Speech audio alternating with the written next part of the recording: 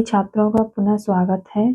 और आज मैं जो नया टॉपिक लेकर आई हूँ वो है क्षितिज भाग 2। जो गद्य खंड है हमारा क्षितिज की भाग में, उसमें जो गद्य खंड संबंधी पाठ हैं उनमें से मैंने महत्वपूर्ण प्रश्नों वस्तुनिष्ठ प्रश्न आप लोगों के लिए संकलित किए हैं।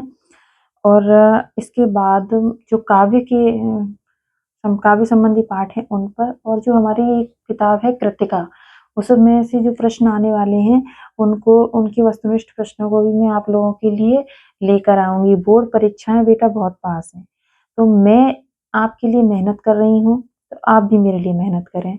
आप सभी विषयों को, आपने मुझे लगता है सभी विषय पढ़े हैं साल भर, और जो सरल विषय के समझकर आपने हिंदी विषय को थोड़ा सा कम समय दिया है, मैं चाहती हूँ कि उस समय को आप मेरे साथ कवर करें।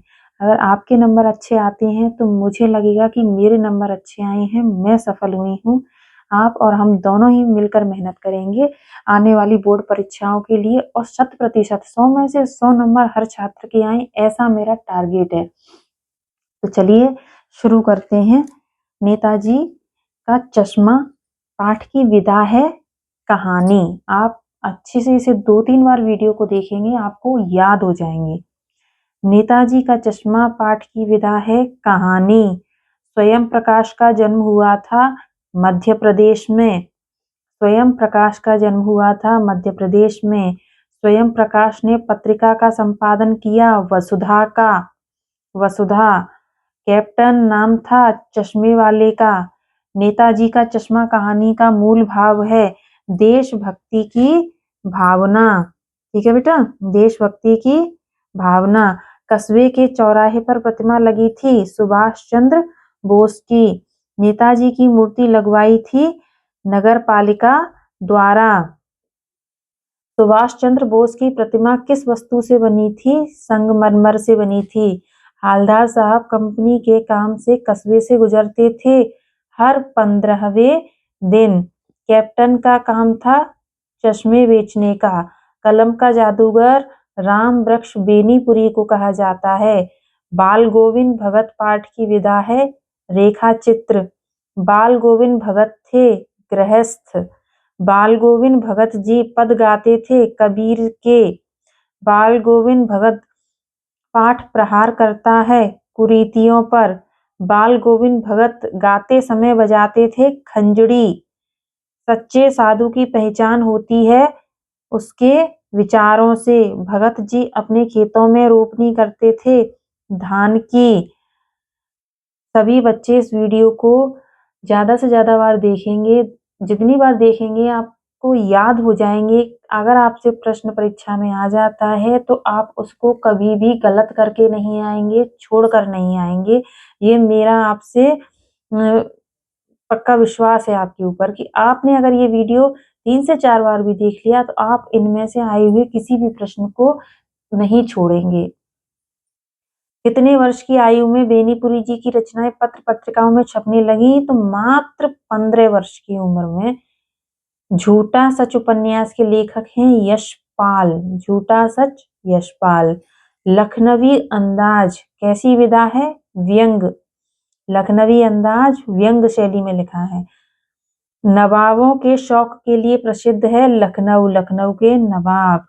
लेखक नवाब साहब की ओर देख रहे थे कनखियों से। आप देख रहे होंगे एक एक करके सभी जो हमारे पाठ हैं उनसे प्रश्न मैंने यहाँ पर इकट्ठे किए हैं आप लोगों के लिए। लखनवी अंदाज पाठ की लेखन शैली है व्यंग शैली। मध्य प्रदेश के मंदसौर जिले में किसका जन्म हुआ था? मन्नू भंडारी का। आपका बंटी उपन्यास आपका बंटी है मन्नू भंडारी ने लिखा हुआ। आत्मकथा विधा में लिखा गया पाठ है एक कहानी यह भी। मन्नू भंडारी के किस व्यवहार से तंग आकर प्रिंसिपल ने उसके पिता को बुलाया? आंदोलनकारी।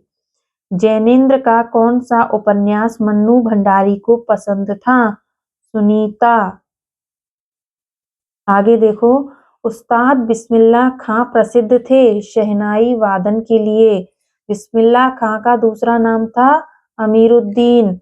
भदंत आनंद कौशल्यायन विशेष प्रभावित थे गांधी जी से। संस्कृति पाठ में न्यूटन को कहा गया है संस्कृत मानव। गद्य की विधा नहीं है महाकाव्य। नाटक है, एकांकी है, कहानी है। महाकाव्य गद्य की विधा नहीं है। उपन्यास सम्राट प्रेमचंद को कहा जाता है। यदि गद्य कवियों की कसौटी है तो निबंध गद्य की कसौटी है। इस लाइन को आप याद रखेंगे, गद्य कवियों की कसौटी है तो निबंध गद्य की कसौटी है। यह आचार्य रामचंद्र शुक्ल जी का कथन है। आप कोई भी निबंध लिखें तो उसमें इस लाइन को आप डाल सकते हैं, यदि गद्य कवियों की कसौटी है तो निबंध गद्य की कसौटी है। ऐसा किसने कहा है? आचार्य रामचंद्र शुक्ल ने कहा है। बेटा आप इस वीडियो को ज्यादा से ज्यादा बार देखिए और भी बच्चों से आप बोलिए कि वो भी इसे देखें, और बोर्ड परीक्षा की तैयारी निरंतर हम इसी तरह से करेंगे और बहुत ही रफ्तार से करेंगे। मैं कोशिश करूंगी ज्यादा से ज्यादा वीडियो आप तक पहुंचाऊं, जिससे कि आप हिंदी विषय में 100 में से 100 नंबर लाकर दिखाएं। ठीक है बेटा, आगे के वीडियो में आपसे मिलती हूँ। आपको कोई भी किसी भी तरीके का प्रश्न पूछना है, कमेंट बॉक्स में आप उसे पूछ सकते हैं। ठीक है।